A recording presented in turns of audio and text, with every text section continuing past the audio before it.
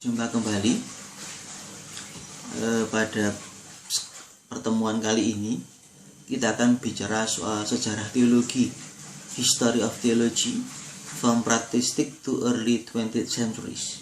Jadi tentu tidak akan bisa sangat detail, tetapi secara menyeluruh, secara sekilas kita akan mencoba melihat perkembangan sejarah teologi dari zaman Bapak-bapak gereja sampai dengan awal abad 20. Ya, pada periode kitab suci di Perjanjian Lama, di Old Testament, tidak ada istilah teologi, tidak ada. Pembicaraannya berpusat pada the coming of the Messiah, who is to usurp the kingdom of God. Jadi lebih pada bicara soal bagaimana Mesias akan datang. Ini untuk pada saat Perjanjian Lama. Pada Perjanjian Baru, which inaugurates the Messianic times with the coming of Christ, the one term of man's salvation is in Christ. The incarnate Son of God is preached in varying theological settings. Belum ada istilah teknis tentang teologi, tapi diskusi pembicaraan yang terjadi adalah diskusi soal kedatangan waktu mesianik, di mana Kristus akan datang. Penyelamat anak Allah. Ya, ini konsep-konsep ini diajarkan dalam Perjanjian Baru. Jadi secara konsep kata teologi tidak dijelaskan, tapi ada konsep-konsep teologis yang dijelaskan di sana. Pada bapak-bapak gereja, kalau kita bicara bapak-bapak gereja, kita harus membedakan antara bapak gereja Yunani dengan bapak gereja dari Latin, Romawi. Ya, di Yunani ada sekolah Alexandria, ada Clement, Origenes. Mereka membangun yang namanya sistematik teologi dengan mengadopsi dan mengkristenisasi filsafat-filsafat pagan sebagai cara untuk memahami iman, pewahyuan secara spekulatif. Jadi lebih ke nuansa spekulatif. Clemens memberi dasar soal prinsip-prinsip teologi spekulatif. Origenes membuat karya yang bagus, sintese untuk studi kitab suci. Nah, kedua tokoh itu, Clement dan Origenes, menggabungkan antara pewahyuan dan akal budi, antara kitab suci dan juga antara dengan filsafat. Jadi akal budi manusia dan wahyu itu digabungkan. Nah, zaman keemasan bapak-bapak gereja Yunani adalah bagaimana mereka merumuskan konsep tentang kealahan, soal Trinitas, Yesus adalah sungguh manusia, untuk melawan filsafat-filsafat, aliran-aliran filsafat yang melawan, yang menolak keilahian Yesus, kealahan Yesus, menolak konsep Trinitas dan sebagainya. Maka Santo Antonius misalkan dia mempertahankan keilahian sabda, logos, melawan Arianisme. Santo Gregorius Nazianze dan Gregorius dari Nisa mempertahankan soal konsep Trinitarian, konsep Trinitas, melawan filsafat Platonis. Santo Ignatius Alexandria mempertahankan kesatuan Allah manusia. Jadi ini soal Yesus adalah sungguh manusia, melawan Nestorius dan juga monofisitisme. Mereka berusaha untuk membenarkan, mempertahankan ekspresi-ekspresi teknis iman dalam mediasi, yaitu kitab suci. Ada juga teori teologi oleh Santo Yohanes Chrysostomus. Dia seorang moralis, guru, ekseget, pengajar. Lalu ada Santo Yohanes Damaskus. Ya, lebih bersifat pastoral, tapi lebih orientasinya pada teologi yang bersifat akademis. Nah, di sisi yang lain ada bapa-bapa gereja Latin seperti Tertullianus, Cyprianus, Agustinus. Berbeda dengan bapa gereja yang Yunani, bapa gereja Latin tidak terlalu kuat pada bidang filsafatnya. Mereka lebih mencoba menjelaskan kitab suci sebagai seorang hakim, yuris, daripada sebagai seorang filsuf. Maka lebih condong bicara soal dimensi manusiawinya dari sabda ilahi, dari pewahyuan, daripada dimensi ilahinya. Jadi contoh misalkan Allah menjadi manusia, itu tidak bicara lagi Allah itu siapa, manusia itu siapa. Bagaimana manusia bisa menjadi Allah dan Allah menjadi manusia, bukan. Itu filsafat. Tapi dia akan bicara soal apa maknanya bagi hidup saya sehari-hari. Lebih ke moralitasnya, laku hidupnya. Cyprianus juga begitu. Santo Agustinus, tokoh terbesar, dia mencoba menggabungkan antara iman dan akal budi dengan kata intelligere ut credas, credo ut intelligere. Aku percaya untuk memahami. Jadi pemahaman akan Trinitas, pemahaman akan Allah Yesus sungguh Allah sungguh manusia segala macam, itu bukan pemahaman rasio, tapi karena iman. Imanlah yang membuat dia mampu memahami misteri itu. Nah, teori terbesar Agustinus soal teori iluminasi. Jadi iluminasi dari Allah memampukan manusia untuk memahami misteri. Maka credo, aku percaya, ut intelligam, untuk bisa memahami. Hanya dengan percaya maka saya bisa mengimani. Atau intelligere ut credas. Dengan saya berpikir, dengan saya merasio, maka saya akan juga percaya. Ini teologi dari bapa gereja periode Latin. Fase berikutnya, fase ketiga adalah transisi teologi praskolastik abad 9 sampai dengan 11. Ini adalah periode di mana terjadi perpisahan antara kekristenan kuno dengan zaman pertengahan. Cirinya adalah jatuhnya kekaisaran Romawi dan juga bertobatnya bangsa-bangsa barbar menjadi Kristen. Nah, karya-karya patristik sebelumnya, karya bapak-bapak patristik itu sudah dituliskan dalam buku, dikompilasi dalam yang namanya Florilegia. Jadi ini kompilasi dari tulisan-tulisan khotbah-khotbah para bapak patristik. Nah, apa artinya berteologi pada periode ini? Belajar teologi berarti membaca dan menerangkan kitab suci atau teks-teks kudus tadi melalui katena dari komentar-komentar patristik. Artinya apa? Kalau kita mau baca kitab suci, memahami kitab suci, lalu juga membaca teks-teks kudus, maka kita perlu memahaminya melalui apa? Tulisan-tulisan, khotbah-khotbah dari para bapak-bapak patristik. Nah, metode skolastik adalah metode menghubungkan, membaca teks dan menghubungkan. Kitab suci dibaca, dihubungkan dengan tulisan-tulisan para bapak-bapak gereja. Nah, pada masa ini berkembang yang namanya The Art of Grammar. The Art of Grammar dari Carolingian Renaissance. Tokohnya adalah Alcuin. Jadi tata bahasa, ilmu tata bahasa, gramatika itu diterapkan untuk mempelajari pesan dalam kitab suci dan juga para bapak. Teksnya apa misalkan? Logos itu apa? Misalkan bara itu apa artinya?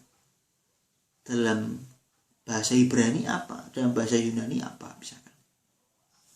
Nah, di sini muncul perdebatan antara aliran dialektik dan anti dialektik. Jadi ada kontroversi anti dialektik dan juga dialektik. Kelompok anti dialektik adalah Santo Petrus Damianus. Dia menolak penggunaan akal budi di dalam teologi Kristiani. Jadi pewahyuan ya pewahyuan dari Allah, betul-betul dari Allah, dan tidak butuh akal budi manusia. Sementara kelompok dialektik, Lavrang, dia mencoba mempertahankan penggunaan moderat dialektik dalam studi kitab suci. Jadi didiskusikan, ditanyakan, dipertanyakan, ini maksudnya apa dan bagaimana. Coba dijawab juga dengan rasio manusia. Ini moderat. Tapi juga ada yang tidak moderat. Immoderate use of a dialectic. Berengarius dari Tours. Nah, kelompok ini menolak, bahkan saya menolak pada konsep realis presensia dari Ekaristi. Bahwa di dalam Ekaristi sungguh terjadi perubahan roti dan anggur menjadi tubuh dan darah Kristus. Karena apa? Karena rasionya. Karena ini betul-betul masih roti aja. Tidak tampak bahwa bentuknya itu tubuh dan sebagainya. Jadi ada konflik antara dialektik dan anti dialektik. Ada yang di tengah, ada yang ekstrem kiri, ada yang ekstrem kanan.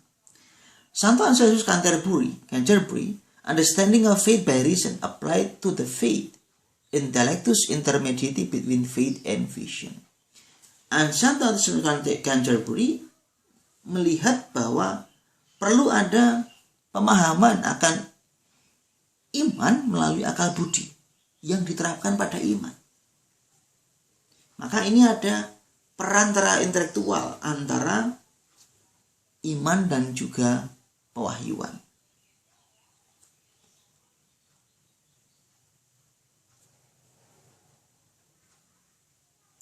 Kita masuk pada abad 12, awal abad skolastik.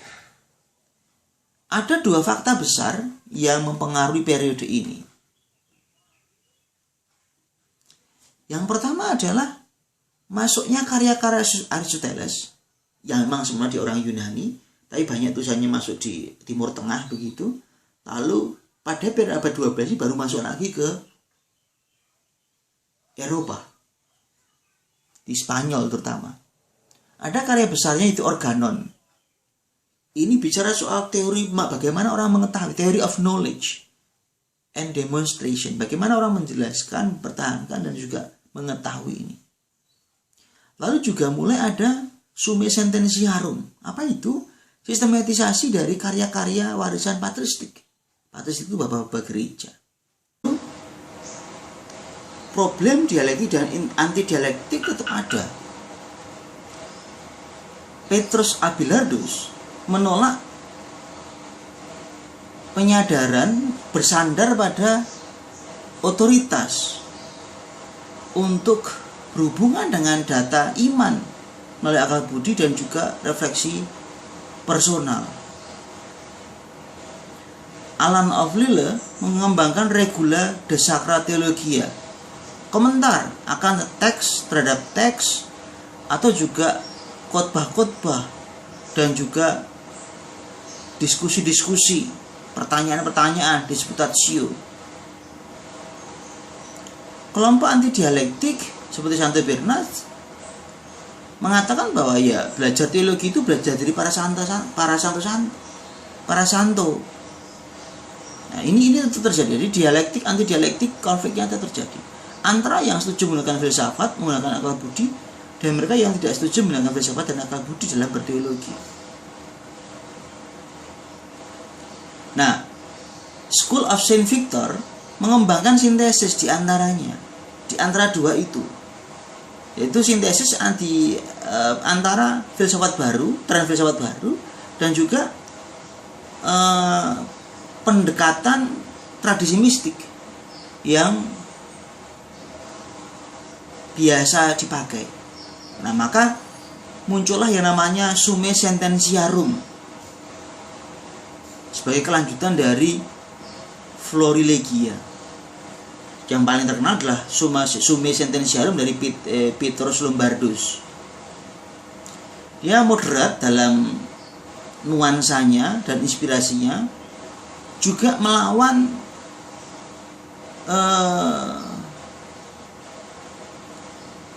kritik terhadap dialektik dalam ilmu-ilmu kudus, tapi juga masih menggunakan akal budi secara baik, lalu juga tetap berusaha menjaga tradisi-tradisi tradisional dan ortodoks.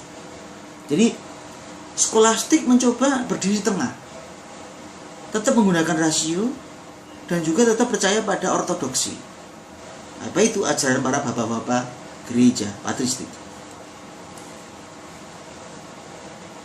Zaman keemasan skolastik abad 13, ada dua konteks besar, yaitu bangkitnya universitas di Paris.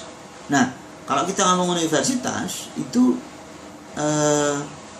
ada 3 fakultas biasanya yang paling penting pada zaman itu, yaitu teologi, filsafat, dan ars. Ya, jadi teologi itu masuk ilmu pertama, filsafat, lalu ars, seni, termasuk dalamnya matematika, IPA, lalu kimia, dan sebagainya, itu bagian dari ars. Yang kedua, gelombang ketiga diterjemahkannya buku-buku Aristoteles, yaitu buku metafisik, psikologi, dan juga etik. Nah, ini berpengaruh terhadap teologi. Karena lalu apa? Orang ilmu berkembang, filsafat berkembang. Nah, apa reaksi terhadap dua filsafat ini? Sekolah-sekolah Fransiskan memakai konsep Agustianisme.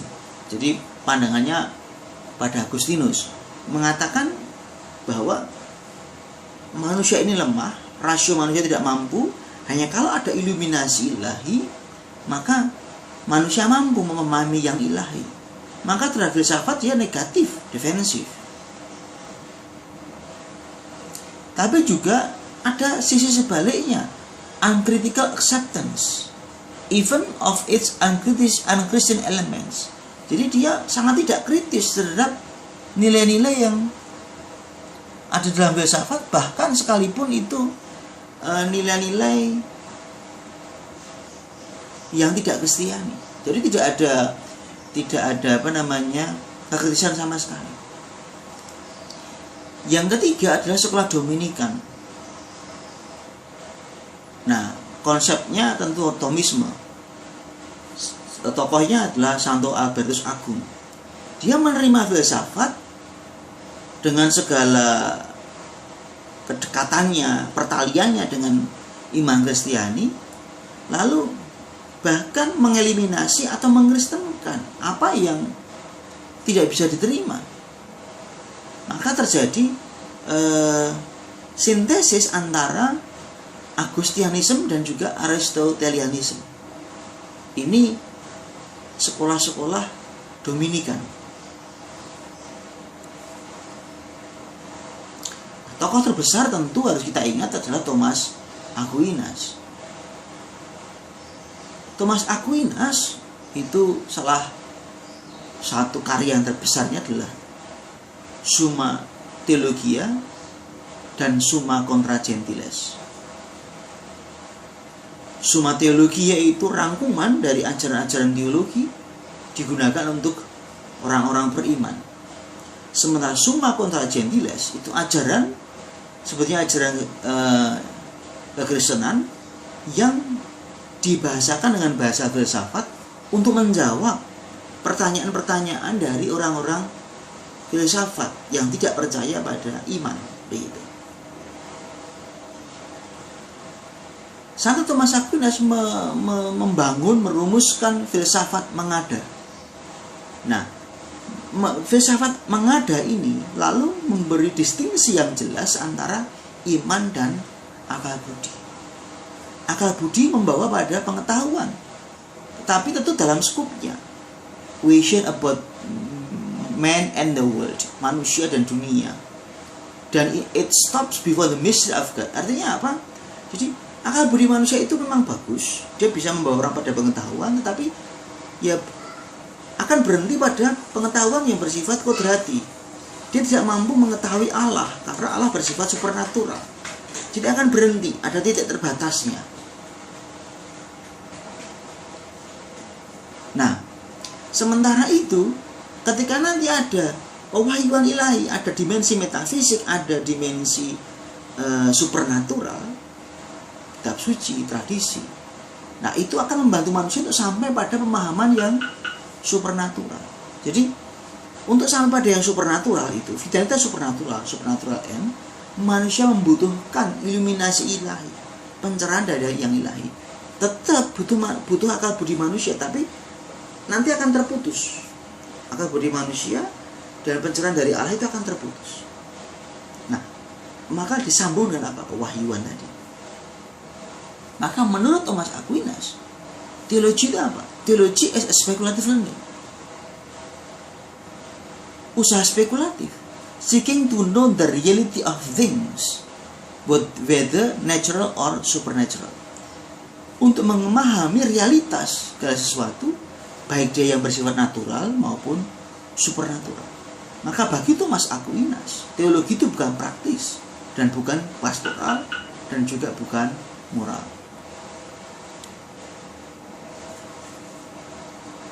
Berikutnya adalah Santo Bonaventura dan juga Duns Scotus. Nah, ini berbeda dengan Agustinus, dia lebih menganut aliran Fransiskan. Jadi Franciscan School alirannya gitu. Lalu tetap yang dipercayai, diikuti adalah pola pikirnya Agustinus. Maka Augustinianism itu begitu kuat di sana. Creatures are hardly worth knowing in themselves or in their nature, but only as image and mirrors of God. And it is scripture that reveals their symbolic value. Jadi akal budi manusia itu tidak bisa ngapa-ngapain, tidak bisa memahami realitas. Bahkan dari dia sendiri, karena manusia ini berdosa, terbatas. Ini konsepnya Agustinus. Kitab suci, pewahyuan dari Allah, itulah yang membuat manusia mengerti sesuatu. Nah, konsep ini membuka pada konsep voluntarisme dari Duns Scotus. Apa yang diungkapkan oleh Duns Scotus? Metaphysics does not directly speak of God, but only creatures. Jadi metafisika itu hanya bicara tidak bicara secara langsung tentang Allah, tapi hanya bicara tentang ciptaan. Theology knows about God from what it derives as voluntatis Dei revelantis. Artinya apa? Kalau kita mau berteologi, teologi itu hanya bisa mengetahui tentang Allah hanya kalau Allah berkehendak. Ex voluntatis Dei revelantis. Hanya kalau Allah menghendaki, dia mewahyukan, maka teologi dapat memahami tentang Allah itu.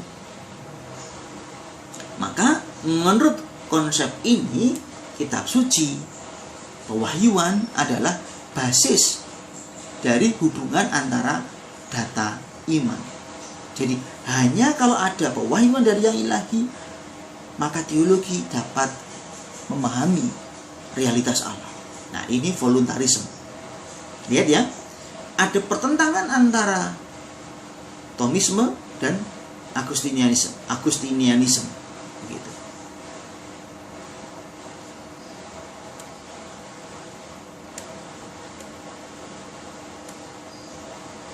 Ya. Sorry. Berikutnya adalah abad 14 dan 15. Ada periode turun dan transisi.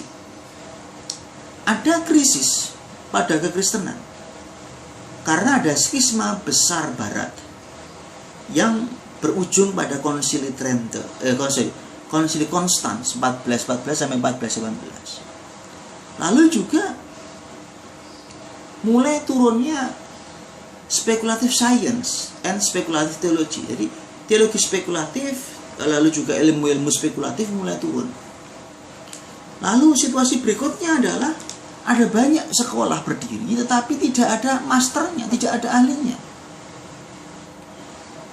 Seperti Thomas Aquinas, Duns Scotus, Santo Bernardus misalkan, itu sudah tidak ada lagi.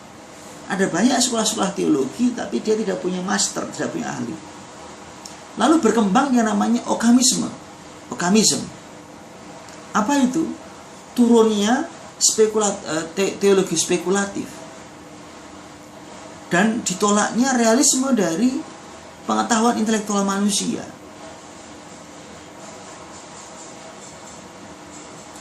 Hanya ada satu cara terbuka bagi manusia untuk mengetahui Allah dan dispensasinya. Apa itu? Pewahyuan dari kitab suci. Dan hanya jawaban satu-satunya dari akal budi manusia untuk memahami mengapa atau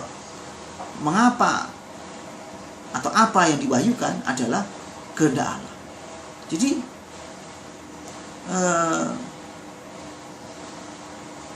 spekulatif teologi berkurang. Orang hanya menyadari bahwa bukan hanya, tapi cenderung lebih mengakui bahwa pemahaman itu muncul dari kehendak Allah, dari pewahyuan. Nah, turunnya teologi spekulatif mendorong munculnya mistisisme, gerakan mistisisme, mencari akan Allah. Lalu muncul sekolah spiritualitas,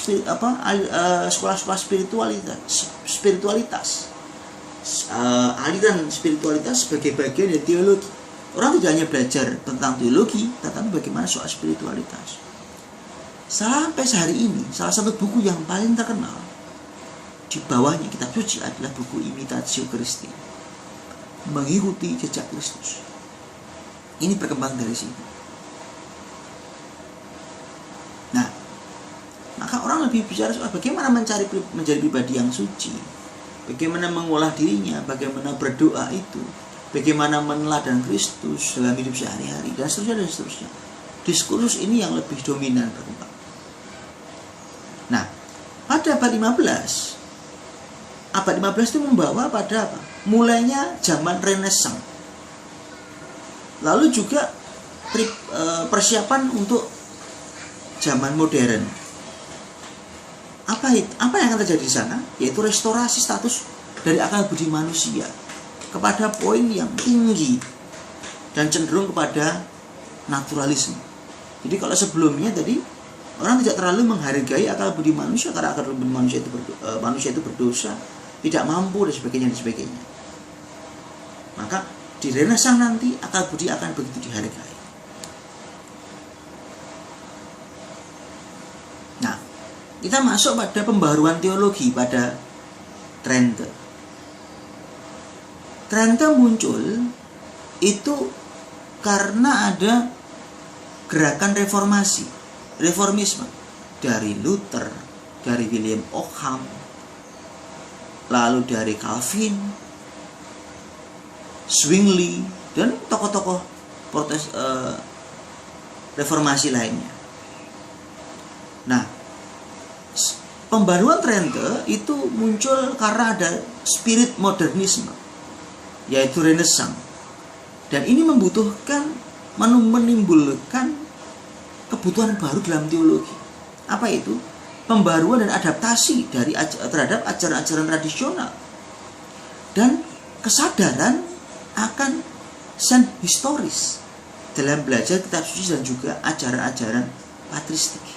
Maka orang mulai mempelajari histori, sejarah. Lalu juga ada pergeseran dari pendekatan yang semula selalu objektif, memahami esensi, lalu berarah ke subjektif terhadap apa? Pesan-pesan kekristenan, ajaran-ajaran Kristen. Dari subjektif tidak lagi bersifat objektif. Nah, tokoh terkenal reformasi adalah Luther. Luther ingin kembali pada kitab suci, menemukan kembali makna-makna keselamatan. Tidak percaya pada akal budi manusia yang berdosa. Dia mencoba menggantikan teologi skolastik kembali kepada kitab suci. Ini Luther. Luther sangat dipengaruhi oleh aliran Agustinianisme. Nah, situasi yang terjadi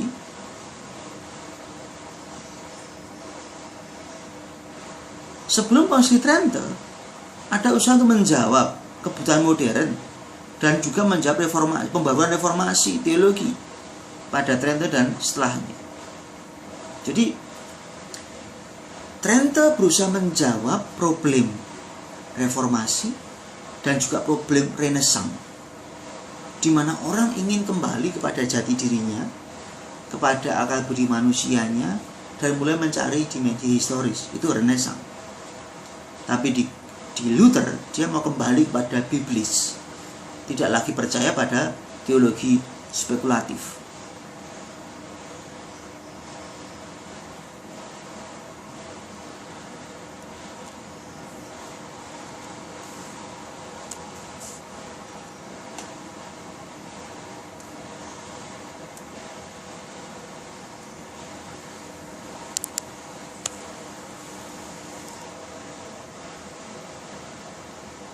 Ya.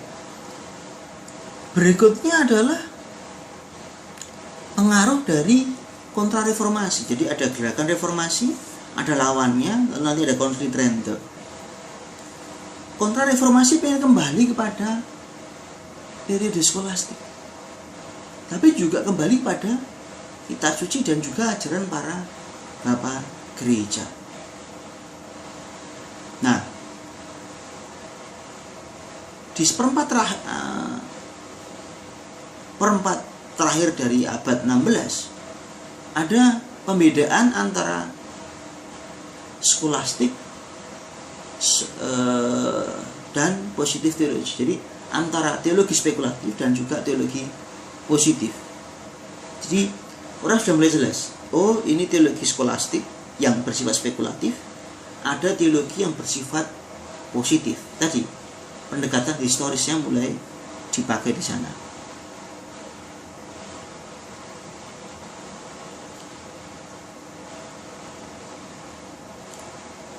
Juga muncul kontroversial teologi yang mencoba menjawab tentang kebaruan doktrin dari reformasi. Nah, tokohnya adalah Santo Robertus Bellarminus. Dia mencoba merumuskan sebuah metode berteologi, dan ini pentingnya. Pada periode ini orang mulai dipikirkan bagaimana bermetode teologi. Metode teologi itu mulai dengan ajaran gereja,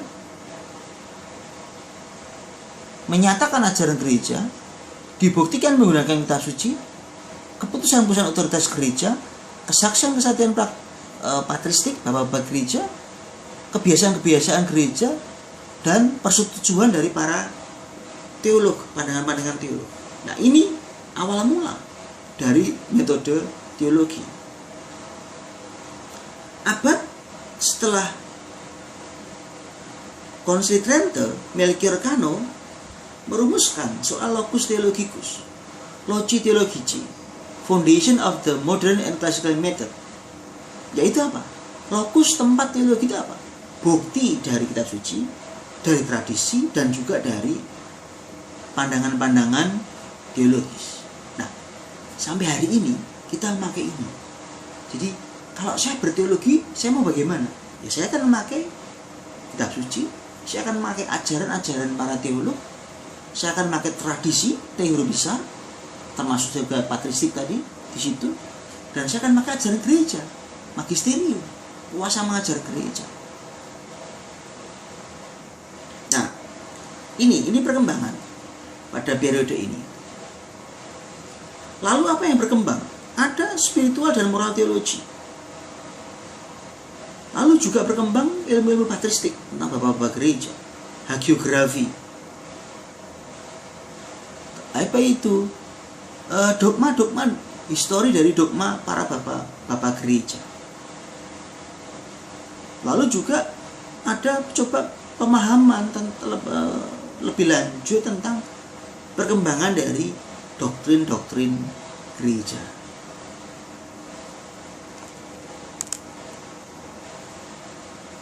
Baik, kita sambung lagi. Periode berikutnya adalah turunnya teologi, abad 17 akhir sampai dengan abad 18. Situasi yang terjadi adalah ada 3 kontroversi besar di sekitaran Prancis dan Jerman. Apa itu? Ada Jansenisme, ada Gallicanisme dan Febronianisme. Itu nanti bicara soal otoritas paus, lalu juga soal kolegium para rasul, lalu infalibilitas paus, lalu nanti juga ada konflik Avignon dan sebagainya. Nah, nanti silahkan dipelajari sejarah gereja. Kita tidak akan secara detail membahas problem ini. Nah, periode 17-18 ini adalah Summa Theologia punyanya Thomas Aquinas yang semula begitu masif dipakai, itu digantikan dengan manual yang menggabungkan antara positif teologi, skolastik teologi, dan juga kontroversial teologi. Lalu juga Melchior Cano method dipakai, bahwa kalau kita mau berteologi harus ada tesis, state of question-nya apa, positive proof from authority, dan lalu juga ada bukti otoritasnya dari otoritas apa itu? Kitab suci, tradisi, ajaran gereja. Lalu juga ada pemahaman teologis.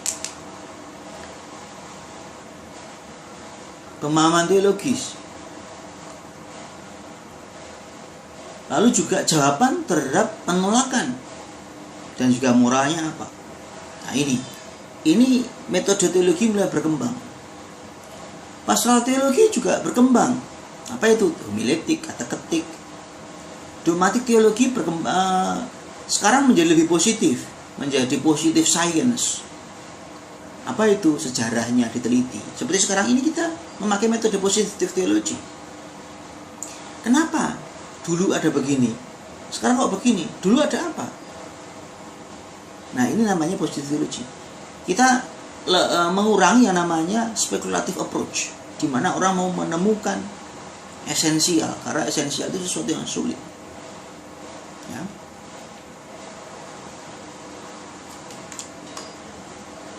Berikutnya abad 19 dan 20, kebangkitan teologi. Terjadi pembaruan teologi, restorasi terhadap filsafat skolastik dan teologi, dan juga terbangunnya teologi positif. Lalu juga muncul romantik teologi dari Adam Baller. Dia menyatukan religiositas internal, pemahaman dogmatik yang mendalam, dan juga kritik historis. Ini digabungkan dalam berteologi menjadi sebuah romantik teologi. Tetapi juga berkembang apologetik.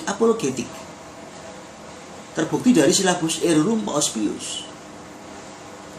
Dan dalam apologetik itu dia mencoba mempertahankan konsep-konsep kekristenan berlawanan dengan modernisme.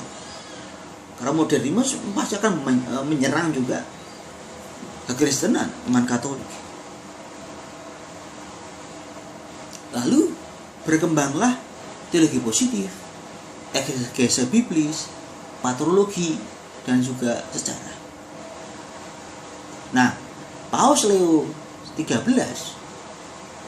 menginisiasi kembali ke skolastik. Jadi karena ada modernisme itu juga memberi serangan yang hebat. Ketika orang tidak bisa menemukan esensi, lalu jatuh ke hal praktis saja.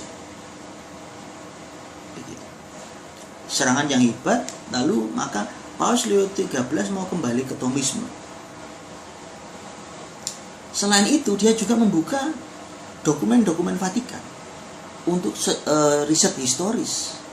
Maka berkembanglah ilmu-ilmu gerejawi, meneliti doktrin-doktrin gereja. Oh, dulu itu begini, oh dulu. Lalu juga muncul krisis modernitas yang dipengaruhi oleh filsafat agnostisisme yang ingin berhubungan dengan problem-problem yang ditimbulkan oleh kritisisme biblis dan juga studi-studi historis akan kekristenan. Mempertanyakan setiap sumber awali dari pewahyuan dan juga dogma. Ini Ini krisis modernitas. Kenapa kok begitu? Alasannya apa? Dulu bagaimana? Sejarahnya seperti apa? Situasinya seperti apa? Awalnya seperti apa? Ini pertanyaan-pertanyaan modernitas yang ingin dijawab dan menimbulkan krisis bagi kita. Nah, terakhir kita bicara soal awal abad 20. Krisis modernitas itu selesai dengan munculnya apa? École biblique of Jerusalem. École biblique of Jerusalem. Dan juga Biblical Institute in Rome. Jadi ini pertanyaan-pertanyaan modernitas tadi mau menyelidiki kitab suci, mau menyelidiki ini benar enggak dikatakan begitu? Apakah benar Yesus dulu itu mengatakan seperti ini? Apakah betul Yesus itu bangkit dan sebagainya? Itu semua mau diselidiki secara historis positif. Riset banyak sekali. Nah, ini pertanyaan ini mulai berkurang, mulai tercover setelah didirikan Institut Kitab Suci Biblicum di Roma. Lalu teologi dan juga belajar tentang gereja itu mulai berkembang. Jadi tidak sekedar teologi spekulatif, jadi positif, lalu juga mulai belajar tentang teologi gereja, tentang gereja itu bagaimana. Lalu juga ada pembaruan hidup dan juga apostolik, hidup gereja. Di mana itu? Dalam bidang apa? Liturgi berubah. Misionari, misi berubah. Teologi spiritual berkembang. Spiritual historis. Jadi belajar sejarah tapi sejarah spiritualitas juga berkembang. Lalu juga ada gerakan ekumenis. Lalu juga mulai muncul sejarah doktrin gereja. Nah, di Paus Pius XI mulai menggabungkan antara teologi skolastik yang tradisional tadi dan juga ilmu positif. Nah, itu semua termaktub dalam konstitusi apostolik Deus Scientiarum Dominus. Nah, pada umumnya karakter teologi pada periode ini adalah bersifat internasional, tidak hanya lokal, Perancis, Jerman, tapi juga bersifat internasional dan juga ada spesialisasi spesialisasi yang begitu banyak. Jadi ada yang ahli liturgi yang ngomong liturgi, ada yang kitab suci yang ngomong kitab suci pun nanti pecah-pecah lagi, kitab suci apa-apa. Lalu yang ngomong misi ya, misiologi belajarnya. Lalu juga berkembang Mariologi, ilmu tentang Maria, eklesiologi, teologi tentang gereja. Lalu teologi juga kembali kepada kitab suci dan para bapak gereja, tidak mau lagi menjadi lebih terlalu spekulatif. Nah, Paus Pius XII dengan ensiklik Divino Afflante Spiritu itu memperbarui eksegese gereja. Dan itu juga akhirnya berpengaruh pada seluruh teologi. Karena eksegese gereja berubah, maka teologi juga berubah. Nah, dampaknya apa? Dampaknya adalah ada tren positif dalam pendekatan biblis. Lebih kontak lebih besar dengan dunia patristik. Lalu juga orientasi yang jelas akan ajaran gereja bagi hidup. Lalu juga turunnya teologi spekulatif. Nah ini, sehingga orang zaman sekarang tidak mau terlalu berspekulasi dalam berteologi, lebih melihat dimensi historis, dimensi positif bahwa karya keselamatan Allah itu hadir dalam sejarah manusia kini dan di sini.